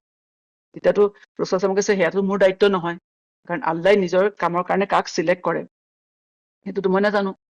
তেতিয়াইতো সিহঁতিও বুজি পাইছিলে যে দীন ইছলাম কেৱল কিছুমান ৰিচুৱেলছ নহয়, এটা গধুৰ দায়িত্ব আছে, মানুহৰ কিছুমান দায়িত্ব আছে সমাজৰ প্ৰতি, মানে সকলো মানুহৰ প্ৰতি। গতিকে সিহঁতি কৈছে যদি আমি নাপাওঁৱে, আমি তেন্তে কিয় আমি আপোনাৰ কাৰণে ইমান কষ্ট কৰিম। সেইকাৰণে সিহঁতি বাদ দিছিলে। কিন্তু খাজৰাজৰ মানুহখিনি, আৰু সেইকাৰণে আল্লাহ তাআলাই সিহঁতকো চিলেক্ট নকৰিলে আচলতে। সিহঁতক আল্লাহে সেইকাৰণে চিলেক্ট নকৰিলে, তুমি সহায় কৰিবা, তাৰ বিনিময়ত মানে আল্লাহেতো দিব না মানুহক, সিহঁতি লোভত পৰি বা হেৰিত পৰি সহায় কৰিব।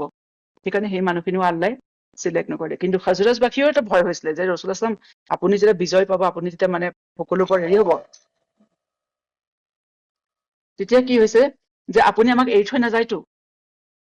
তেওঁলোকৰ ভয় হৈছিলে সেইটো, সেইটো যিটো ৰাছূলুল্লাহ সাল্লাল্লাহু আলাইহি ওয়াসাল্লামে সেইটো খুব ভাল পালে, আল্লাহে তেওঁলোকৰ সেই কথাটোৱেই ভাল পালে, হয় নাই। আৰু তেতিয়াতো আমি এটা দেখা পাওঁ যেতিয়া ৰাছূলুল্লাহ সাল্লাল্লাহু আলাইহি ওয়াসাল্লামে সকলোৰে যাৰ ওচৰতে সহায় বিচাৰি গৈছিলে, সেইখিনি মানুহৰ দ্বাৰা আল্লাহে তেওঁক সহায় নকৰালে।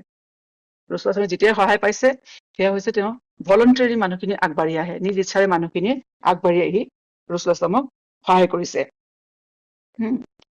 আৰু ৰাছূলুল্লাহ সাল্লাল্লাহু আলাইহি ওয়াসাল্লামে আমি এটা দেখা পাওঁ, এই যেতিয়া বায়াতো হৈছে, যে ৰাছূলুল্লাহ সাল্লাল্লাহু আলাইহি ওয়াসাল্লামে কিয় সেই টেণ্টবোৰলৈ গৈ, হজৰ সময়ত মিনালৈ গৈ মানুহখিনিক কিয় হেৰি কৰিছিলে যে মোক সহায় কৰা, দিনত সহায় কৰা, তোমালোকে ছাপোৰ্ট কৰা, কিয়। কাৰণ ইতিমধ্যে ৰাছূলুল্লাহ সাল্লাল্লাহু আলাইহি ওয়াসাল্লামক আল্লাহ তাআলাই জনাইছিলে যে তেওঁ হিজৰত কৰি যাব, তেওঁ হিজৰত কৰিব লাগিব, মুছলমানে মক্কা এৰি যাব লাগিব, মাইগ্ৰেট কৰিব লাগিব, হয় নে নহয়? আৰু তেওঁ দেখুৱাইছে তেওঁ যিখন ঠাইলৈ মাইগ্ৰেট কৰি যাব, হিজৰত কৰি যাব, সেই ঠাইখন এখন সাৰুৱা ঠাই, খজুৰৰ খেতিৰে মানে খুব খজুৰ খেতি হয়, সাৰুৱা ঠাই, সেউজীয়া ঠাই, আৰু দুটা মানে ভলকেনিক পাহাৰৰ মাজৰ ঠাই, আৰু সেই সাৰুৱা আৰু মানে খুব খজুৰৰ খেতি হয় কাৰণে ৰাছূলুল্লাহ সাল্লাল্লাহু আলাইহি ওয়াসাল্লামে ভাবি আছিলে যে সেই ঠাইডোখৰ চাগে খাইবাৰৰ ফালে হ'ব, মানে মদিনাৰ নৰ্দাৰ্ণ চাইডৰ উত্তৰ দিশে, আৰু সেইকাৰণে তেওঁ সেই ফালৰ পৰা অহা কবিলাৰ মানুহখিনিৰ লগত, নেতাসকলৰ লগত তেওঁ বাৰে বাৰে তেওঁ মানে আলোচনা কৰিবলৈ চেষ্টা কৰিছিলে। আৰু একটো তেওঁ সেইটো ভাবিছিলে, আৰু দ্বিতীয়তে আৰু এডোখৰ আৰৱৰ সাৰুৱা ঠাই হৈছে য়েমেনৰ চাইডটো, য়েমেনৰ ফালে। গতিকে এই ফালৰ পৰা যিখিনি মানুহ আহিছিলে সিহঁতৰ লগত ৰাছূলুল্লাহ সাল্লাল্লাহু আলাইহি ওয়াসাল্লামে কি হৈছে বাৰে বাৰে এটা মানে চুক্তি বা আলোচনা কৰিবলৈ চেষ্টা কৰিছিলে। খজৰজৰ কথা তেওঁ ভবাই নাছিলে আচলতে। সেইকাৰণে তেওঁ খজৰজৰ মানুহখিনি তেওঁ এদিন গৈ থাকোতে হঠাৎ আকাবাত লগ পালে, আৰু তেওঁ কিন্তু সম্পূৰ্ণ মানে হেৰিভাৱে তেওঁ কথাখিনি তেওঁলোকক ইছলামলৈ দাৱাত দিছিলে, কিন্তু যিটো পলিটিকেল চাপৰ্ট লাগে সেইটো তেওঁ সিহঁতৰ পৰা আশা কৰা নাছিলে আচলতে খজৰজৰ মানুহখিনি। আৰু সেইকাৰণে ৰাছূলুল্লাহ বাৰে বাৰে সেই টেণ্টলৈ গৈ পেলাই সিহঁতৰ মানুহখিনিৰ লগত আলোচনা কৰিছিলে, হয় নহয়? আৰু আমি দেখা পাওঁ যে ৰাছূলুল্লাহ আমাক আল্লাহে কৈছে যে আপুনি হিজৰত কৰি যাব, হয় নে নহয়? তাৰ পিছত ৰাছূলুল্লাহ সাল্লাল্লাহু আলাইহি ওয়াসাল্লামে চাওক প্ৰত্যেক টেণ্টলৈ গৈ কথা পাতিছে, তেওঁ তাৰ কাৰণে পৰিশ্ৰম কৰিছে। তেওঁতো আল্লাহৰ ৰছুল হয়, আল্লাহ যেতিয়া তেওঁক দেখুৱালে যে আপুনি হিজৰত কৰি যাব, আপুনি হিজৰত কৰিব, তেতিয়াতো ৰাছূলুল্লাহ সাল্লাল্লাহু আলাইহি ওয়াসাল্লামে নিয়ম মতে বহি থাকিব লাগিছিলে, হয় নে নাই? তছবি লৈ লৈ যে আল্লাহ যেতিয়া সহায় কৰি আহিব, আল্লাহৰ সহায় আহিব, মই যাম আৰু, হয় নে? আল্লাহৰ সহায় আহে, দুনিয়াৰ কাম দুনিয়াৰ মতেই চলিব। পৃথিৱীত আল্লাহে কিছুমান চিষ্টেম দিছে, সেই মতেই কাম চলিব। তেওঁক হিজৰত কৰি যাব বুলি যেতিয়া আল্লাহে জনালে, তাৰপিছত ৰাছূলুল্লাহ সাল্লাল্লাহু আলাইহি ওয়াসাল্লাম বহি থকা নাই, হয় নে নাই? আমাৰ সাধাৰণতে মানুহে নকয় জানো যে কিয় তোমাৰ মানে ইছলামত নামাজ নপঢ়া বা হেৰি নকৰা, যে আল্লাহে যেতিয়া হিদায়াত দিয়ে আমি এতিয়া কৰিম আৰু, এনেকুৱা ধৰণৰ আচলতে কথাৰ ইছলামত কোনো স্থান নাই। আল্লাহে যেতিয়া হিদায়াত দিয়ে বুজিম আৰু, আল্লাহে যেতিয়া হিদায়াত দিয়ে কৰিম আৰু, না, মানুহে যেতিয়া নিজে চেষ্টা কৰিব আল্লাহৰ হিদায়াত তেতিয়া আহিব। আল্লাহৰ ৰছুল হয়, তেওঁ সেই চেষ্টা কৰিলে, তাৰ পিছত আল্লাহে তেওঁৰ হিজৰতৰ ৰাস্তা আসান কৰিলে। তেওঁলোকৰ কাৰণে আল্লাহে মানে ব্যৱস্থা কৰিলে, তাৰ আগতে তেওঁলোকে সকলোৱে চেষ্টা কৰিলে, তাৰ কাৰণে প্লেন কৰিলে, অৰ্গেনাইজ হৈ তেওঁলোকে কাম কৰিলে, তাৰ পিছত তেওঁলোকৰ কাৰণে সেই ৰাস্তা খোল খালে, হয় নে? আৰু আজি আমাৰ মুছলমানৰ সেইটোৱে নহয়, দিনৰ ক্ষেত্ৰত আমাৰ সেইটোৱে নহয় জানো, যে আল্লাহে যেতিয়া হিদায়াত দিয়ে কৰিম আৰু, হয় নে নহয়? তেতিয়া আমাৰ পইচা আহিব বা ইমান অৱস্থা হেৰি হ'ব, তাৰপিছত আমি কাম কৰিম আৰু, এয়া কোনো মানুহৰ দায়িত্বশীল মানুহৰ আচলতে কথাই নহয়, হয় নে? তাৰপিছতে আৰু দ্বিতীয়তে কি হৈছে, তেওঁলোকে প্ৰথমতে তেওঁলোকে চুক্তি কৰিছিলে, সেই সময়তে মানে ছেকেণ্ড প্লেজ অফ আকাবাত, তেতিয়া তেওঁলোকৰ যিটো চুক্তি আছিলে সেইটো হৈছে তেওঁলোকে ৰাছূলুল্লাহ যিটো সুৰক্ষা প্ৰদান কৰিব, সেয়া আছিল ডিফেন্সিভ, অৰ্থাৎ শত্ৰুৱে আক্ৰমণ কৰিলে ডিফেণ্ড কৰিব, তেওঁলোকে গৈ পেলাই শত্ৰুক আক্ৰমণ নকৰে, মুছলমানে কেতিয়াও শত্ৰুক উপজাচি আক্ৰমণ নকৰে, অফেন্সিভ নাছিলে এটেক, তেওঁলোকে এটেক নকৰে, সেইটো চুক্তি নাছিলে ৰাছূলুল্লাহ সাল্লাল্লাহু আলাইহি ওয়াসাল্লাম আৰু আনছাৰ সাহাবাসকলৰ মাজত। তেওঁলোক ইতিমধ্যে আনছাৰ হোৱা নাই, আনছাৰ কেতিয়া হ'ব, যেতিয়া ৰাছূলুল্লাহ সাল্লাল্লাহু আলাইহি ওয়াসাল্লাম হিজৰত কৰি যাব, মুহাজিৰসকল যেতিয়া যাব, তেতিয়া তেওঁলোক আনছাৰ হিচাপে পৰিগণিত হ'ব। এতিয়ালৈকে মদিনাৰ বাসী তেওঁলোকৰ মানে আনছাৰ হোৱা নাই, ঠিক আছে? গতিকে বাৰু যি কি নহওক, আনছাৰটো হ'ব আৰু কেইদিনমানৰ পিছতে। গতিকে সেই আনছাৰ সকলৰ লগত যিটো চুক্তি হৈছিলে সেয়া ডিফেন্সিভ আছিলে, অৰ্থাৎ তেওঁলোকে এটেক নকৰে। আৰু সেইকাৰণে আমি দেখা পাওঁ বদৰৰ যুদ্ধৰ সময়ত, সেয়া বদৰৰ যুদ্ধখন কি আছিলে, সেইখন এটেক কৰিছিলে মুছলমানৰ ফালৰ পৰা এটেক হৈছিলে, ফাৰ্ষ্ট এটেকটো। এতিয়ালৈকে এটেক যে মানে কুৰেশে এটেক কৰিছে সেইখন তেওঁৰ ডিফেণ্ড কৰিছে, সেয়া নহয়। গতিকে সেইকাৰণে ৰাছূলুল্লাহ সাল্লাল্লাহু আলাইহি ওয়াসাল্লামে বাৰে বাৰে আনছাৰ সাহাবাসকলক লগত বাৰে বাৰে আলোচনা কৰিছে, আৰু তেওঁলোকৰ লগত মানে আকৌ তেওঁলোকক বাৰে বাৰে সুধিছে যে তোমালোকে আমাক মানে সহায় কৰিবা নকৰা, সেইখনত মানে সহায় কৰিবানে? তেওঁলোকৰ সহায় খুজিছিলে, তেওঁলোকক কমাণ্ড কৰা নাছিলে ৰাছূলুল্লাহ সাল্লাল্লাহু আলাইহি ওয়াসাল্লামে, যে এনেকে আমি ব'লা আমি কুৰেশ আহিছে, কুৰেশক এটেক কৰিবলৈ যাম, না, আমি এতিয়া বদৰৰ যুদ্ধৰ সময়ত আমি এইখিনি পাম, কাৰণ তেওঁলোকৰ সেইখন চুক্তি নাছিলে, ঠিক আছে? আৰু তেওঁলোকক মানে আৰু আমি দেখা পাওঁ যেতিয়া আবুল হাইছামৰ প্ৰশ্নৰ পৰাও যে কিমান তেওঁলোকৰ মানে নিৰ্ভীক আছিলে না, তেওঁলোকৰ মনত এটা প্ৰশ্ন এটা আহিলে যে ৰাছূলুল্লাহ আপুনি আমাক এৰি দিব নেকি? হয় নহয়? আৰু ৰসুলামে মানুহক মানে কথা কোৱাৰ যিটো নিৰ্ভয় তেওঁ দিছিলে, মানে সকলোৱে ৰসুলামৰ ওচৰত নিজৰ মানে যিটো মনৰ ভয় বা হেৰি আছে কথা কব পাৰিছিলে, খুলি পেলাই কব পাৰিছিলে। ৰসুলামে সকলোৰে কথা শুনে, তেওঁ আল্লাহৰ নবী হয়, তেওঁ বাকী কিন্তু সকলো কামতে দেখা পাওঁ ৰসুলামে তেওঁৰ চাহাবাসকলৰ লগত সকলো কথা মানে তেওঁলোকে আলোচনা কৰে, তেওঁলোকৰ পৰা পৰামৰ্শ লয় ৰসুলামে। আৰু এয়া হৈছে ইছলামৰ মানে নিয়ম, যে যিকোনো যেতিয়া আমি যেতিয়া মানে মানুহে মানে ডাঙৰ লেভেলত সকলোৰে কাৰণে ৰাজহুৱা কাম কৰে, তেতিয়া সকলোৰে পৰামৰ্শ মতে কাম হব লাগে, আলোচনা ক্ৰমে কাম হব লাগে। আৰু আমি দেখা পাওঁ যে দিনে ইছলামে যিটো মানে আমাৰ যিটো ইছলামত যিটো ইবাদত বুলি কয়, হয় নে নহয়? মানুহে মানে ইবাদত মানে এইটো নহয় যে ঘৰ সংসাৰ ত্যাগ কৰিব, পৃথিৱীৰ সকলো সমস্যাৰ পৰা আঁতৰি গৈ মানুহে এতিয়া ইবাদত কৰিব। আমাৰ সেইটোৱে নহয় জানো, যে আমি চাকৰি বাকৰিৰ পৰা যে ৰিটায়াৰ হৈ যাম, তাৰ পিছত আমি কি হৈছে নামাজ কোৰানত ধৰিম আৰু সেয়া ইবাদত নহয়, সেয়া দিনো নহয়। তেনেকুৱা দিনৰ আল্লাহকো প্ৰয়োজন নাই, হয় নে নহয়? আল্লাহ এইটো দিছে যেতিয়া শক্তি সামৰ্থ্য থাকে সেই সময়ত কাম কৰি যোৱা, সকলো সমস্যাৰ মাজত থাকি সেই সমস্যাবোৰ সমাধান কৰা হৈছে দিনে ইছলাম। আৰু সেইকাৰণে আমি দিনে ইছলামত আমি দেখা নাপাওঁ যে মানুহে ঘৰ সংসাৰ ত্যাগ কৰি মানুহ সন্যাসী হৈ যাব বা মানে জংঘলত গৈ তপস্যা কৰিব, এয়া ইছলামত পাৰ্মিচিবল নহয়। আৰু সেইকাৰণে আমি ৰসুলামৰ ক্ষেত্ৰতো আমি দেখা পাওঁ যে নবুৱতৰ আগতে তেওঁ গাৰে হিৰালে গৈছিলে, তেওঁ অকলশৰে থাকি ভাল পাইছিলে, কিন্তু যিদিনাখন তেওঁ আল্লাহৰ পৰা হুকুম পালে কুম ফা আনদিৰ, উঠা আৰু মানুহক সতৰ্ক কৰা, তেওঁ বুজি পালে আল্লাহৰ মেছেজৰ অৰ্থ কি, যে মানুহৰ মাজত থাকি মানুহৰ মাজৰ যিবোৰ সমস্যা আছে সেয়া সমাধান কৰা, যিখিনি বেয়া আছে সেইখিনি আঁতৰ কৰা। তাৰ পিছত আমি আৰু চিৰাতত আমি ক'তো নাপাওঁ যে ৰসুলামে অকলশৰে গৈ পেলাই গাৰে হীৰাত গৈ পেলাই গৈছে, তাত গৈ পেলাই কিবা বোলে তপস্যা কৰি আছে, হেৰি কৰি আছে, এনেকুৱা ধৰণৰ আমি কোনো উদাহৰণ আৰু কোনো ঘটনাই নাপাওঁ চিৰাতত। তেওঁ সেই দিনাখনৰ পৰা তেওঁ আৰু হীৰালে যোৱা, অকলশৰে থকা, ছেক্লুজনত থকা তেওঁ বাদ দিলে ৰসুলামে। নহলে ৰসুলামে কি থাকিব নোৱাৰে নেকি? তেওঁতো আল্লাহ ৰসুল হয়, হয় নে নহয়? গতিকে এইকেইটা আমি তাৰ পৰা পাওঁ। আৰু এটা পাওঁ যে চুক্তি ভংগ কৰাটো, সেইটো মুনাফিকৰ ফিতৰত, হিপক্ৰেটছৰ কেৰেক্টাৰিষ্টিক। মুছলমানৰ কথাৰ কাম একে, ইমান আৰু নিফাক, হিপক্ৰেচি একেখন অন্তৰতে থাকিব নোৱাৰে। গতিকে তেওঁলোকে সেইটো দেখুৱালে, হয় নে নহয়? তাৰপিছতে আৰু এটা বস্তু আমি পাওঁ, যিখিনি মদিনাবাসীৰ কাৰণে তেওঁলোকে যিটো দায়িত্ব ললে, ৰসুলামে তেওঁলোকৰ কাৰণে বহুত বেছি দোৱা কৰি গৈছে আনচাৰ সকলৰ কাৰণে, হয় নে নহয়? ৰসুলামে মানে পিছত আমি হুনৈনৰ যুদ্ধৰ পিছতো দেখা পাওঁ, বা মক্কা ফতাহাৰ সময়তো ৰসুলামে মক্কাত থাকি নগলে।